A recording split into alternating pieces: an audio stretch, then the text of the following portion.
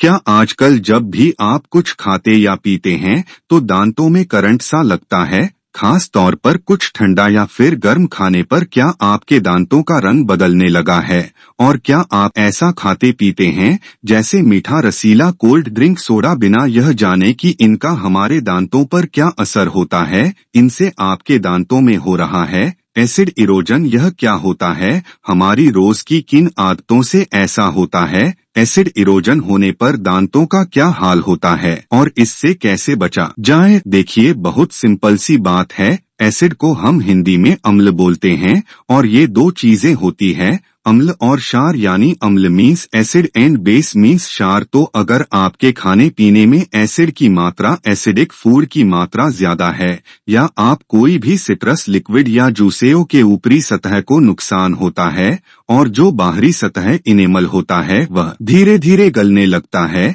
और इसके कारण आगे चलकर के हमें क्या फील होने लगेगा? हमें बहुत ही ज्यादा सेंसिटिविटी या कनकनाहट, या लेमन की टर्म में जिसे झंझनाहट बोला जाता है, वह हमें फील होने लगता है, और जिसके कारण आप खाना पीना कुछ भी अच्छे से नहीं कर पाएंगे। हमारी रोज की किन आदतों की वजह से या किन गलतियों की वजह से, या अगर कारणों की बात करें किन कारणों से यह एसिड इरोजन होता है हमारे दांतों में? देखिए, एसिड इरोजन तो शुरू हो जाता है सुबह सुबह ही। जब आप रगड़ के अगर ब्रश करते हैं तो उससे इनेमल ऊपरी सतह घिसने लगती है। उसके बाद आप अगर ज्यादा अपने खाने में कोई भी एसिडिक कंटेंट लेते हैं, या तो इवन वो पेशेंट्स जिन्हें गर्ड यानी गैस्ट्रोएजोफ्ट डिस्फंक्शन का प्रॉब्लम है, या तो एक प्रॉब्लम होता है जिसमें पेशेंट्स को उल्टियां होती है बार बार, तो उसके कारण क्या होता है कि इवन हमारे पेट में हाइड्रोक्लोरिक एसिड होता है जिसे हम गैस्ट्रिक एसिड बोलते हैं, और वो खाने को पचाने के लिए बहुत ही ज्यादा इम्पोर्टेंट होता है, और वो रिगर्जिटेट करके यानी ऊपर आकर के हमारे मुंह के अंदर आ जाता है, और जिसकी वजह से हमारे दांतों का नामल गलने लगता है। हम सबको पता है कि हमारे दांत के 3 हिस्से होते हैं। सबसे बाहरी होता है नामल, सेकंड लेयर होती है डेंटिन, और तीसरा जो बीच का खोखला हिस्सा होता है उसमें हमारे दांत के नस और खून की नलियां होती है। तो नामल होता है, उसमें नसें नहीं होती है। लेकिन अगर एसिड के कारण इनेमल ऊपर का धीरे धीरे गलने लगे या घिसने लगे तो हमारा डेंटिन एक्सपोज हो जाता है, और उसमें अगर कुछ भी एसिडिक कंटेंट, या तो हम बहुत बार खाना खा के ब्रश नहीं किए हैं तो उसके कारण मुंह में जो जीवाणु होते हैं वो धीरे धीरे जो खाने के पदार्थ हैं उसको तोड़ करके एसिड बनाने लगते हैं, और वो हमारे डेंटिन पर असर करते हैं, जिसकी वजह से शुरुआत में हमें सेंसिटिविटी होती है और आगे चलकर यह बहुत ही तकलीफ दे दर्द में चेंज होने की क्षमता रखती है। बहुत लोगों को कोल्ड ड्रिंक पीना बहुत पसंद है, सोडा, फिजी ड्रिंक्स, यह सब पीने में मजा तो बहुत आता है, पर इनसे हमारे शरीर को काफी नुकसान पहुंचाती है और हमें इन सब से बचना चाहिए। अगर बाय चांस हम कोल्ड ड्रिंक पीते भी हैं तो तुरंत पानी से हमारे मुंह के पीएच को नर्म बना ले, एसिडिक नहीं रखें, जिससे कि दांतों का शरण यानी कि जो घिसना है वो खत्म हो जाए और वो आगे चलकर के ज्यादा तकलीफ दे नहीं बने। जब दांतों में एसिड इरोजन होता है तो हमारे दांत बहुत ही सेंसिटिव हो जाते हैं। फिर हम कुछ भी खाते या पीते हैं तो एक करंट सा लगता है दांतों में। अभी एसिड इरोजन की वजह से और क्या क्या समस्याएं आती है, देखिए। एसिड इरोजन की वजह से क्या होगा, जब आपका डेंटिन इवॉल्व होगा तो धीरे धीरे कनकनाहट, जब पल्प एक्सपोज हो जाएगा तो उसके बाद काफी तेज दर्द शुरू हो जाएगी, और उसके बाद जड़ के नीचे में यानी दांत का जो हड्डी के अंदर वाला हिस्सा है उसके निचले हिस्से में धीरे धीरे सूजन आने लगेगी, और वो दर्द जो होता है वो काफी असहनीय होता है। ये जो एसिड इरोजन है ये तो बस शुरुआत है। अगर आप उस समय ही नहीं तते तो आगे चल करके तो आपको वो दांत भी खोना पड़ सकता है।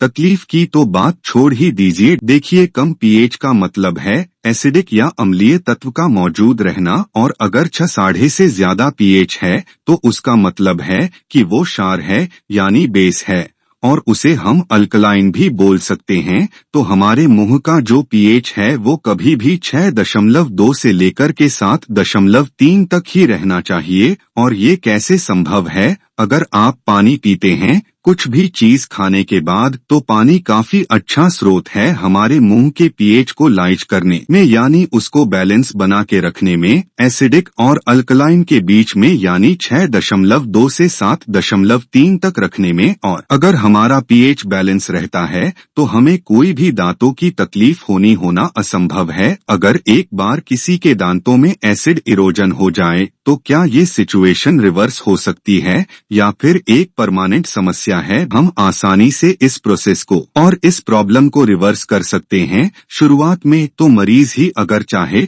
तो कोई भी एंटी सेंसिटिविटी वाले टूथपेस्ट जो मार्केट में या बाजार में उपलब्ध है उनका लेप लगा करके 2 मिनट तक छोड़ करके एक हद तक सेंसिटिविटी से निजात पा सकते हैं। और अगर प्रॉब्लम थोड़ा ज्यादा बढ़ गया है तो फिर आप किसी भी दंत चिकित्सक के पास जाके उन दांतों को जिनमें आपको सेंसिटिविटी है उसे भरवा सकते हैं। अगर तकलीफ थोड़ी और ज्यादा बढ़ गई है तो उसे आप रूट कैनाल ट्रीटमेंट करवा सकते हैं और उस पर कैपिंग भी करवा सकते हैं यानी क्राउन्स करवा सकते हैं। और इन सब चीज से आपके दांतों का कनकनाहट बिल्कुल खत्म हो जाएगा। बहुत सारे लोग दांतों में फिलिंग करवाते हैं, क्राउन लगवा है, अगर उसके बाद एसिड रोजन होता है तो क्या इन फिलिंग्स पर और क्राउन पर भी असर पड़ता है? देखिए बिल्कुल नहीं, कभी भी एसिड इरोजन और का हमारे किसी भी आर्टिफिशियल सरफेस पर कुछ असर नहीं होता है। और फिलिंग और जो क्राउस होते हैं वो आर्टिफिशियल ऑब्जेक्ट है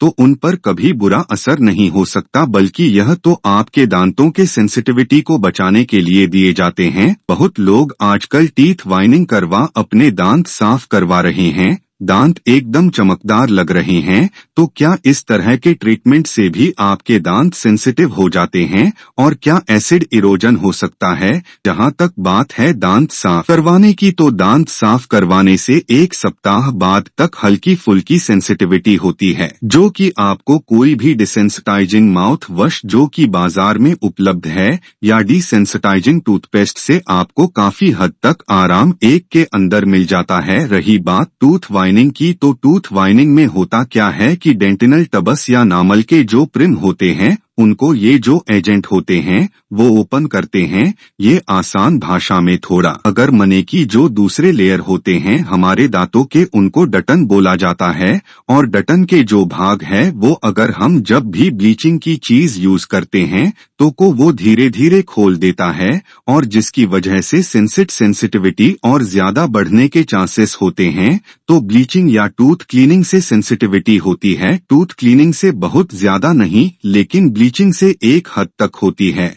लेकिन उसका भी उपाय है, आप अगर अच्छे डिसेंसिटाइजिंग टूथपेस्ट यूज करते हैं तो आप बच सकते हैं। अगर हमें ये एसिड एरोजन और दांतों के सेंसिटिव होने से बचना है तो उसके लिए हमें क्या करना होगा? आप अपने मुंह के पीएच को हमेशा बैलेंस में रखें, एसिडिक ना होने दे, जिससे कि कोई भी जो जीवाणु हमारे मुंह में पहले से मौजूद है और खाने के पदार्थ अगर मुंह में आते हैं तो उस पर और एक्टिव हो जाते हैं और ब्रेक डाउन करके खाने को वो धीरे धीरे एसिड बनाने लगते हैं, उनसे बचा जा सकता है।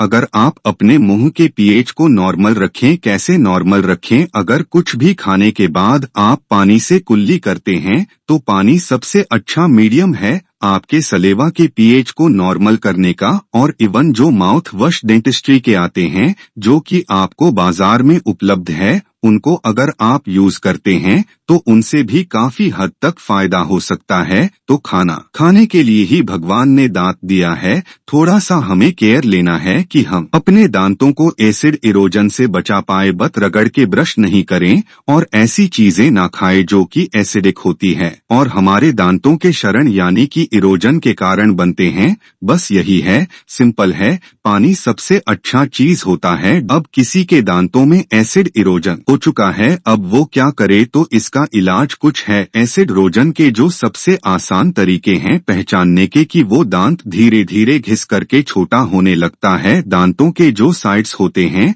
वो नुकीले होने लगते हैं और वो दांतों के अंदर में जो डेंटिन येलो कलर का सेकंड लेयर होता है वो येलो टेंस बाहर दिखना शुरू हो जाता है। नॉर्मल दांत हमारे व्हाइट दिखने चाहिए, लेकिन अगर ऊपर का नामल व्हाइट रंग का जो होता है वो घिस जाता है तो सेकंड लेयर डेंटिन दिखना शुरू हो जाता है, और अगर यह प्रॉब्लम तक पहुंच गए हैं तो आपको डेंटिस्ट के पास जरूर जाना चाहिए और उनकी सहायता लेकर के या तो क्राउनिंग करवा लेनी चाहिए अपने दांतों में, या तो फिलिंग से अगर बात बन सकती है तो आप बहुत लकी है।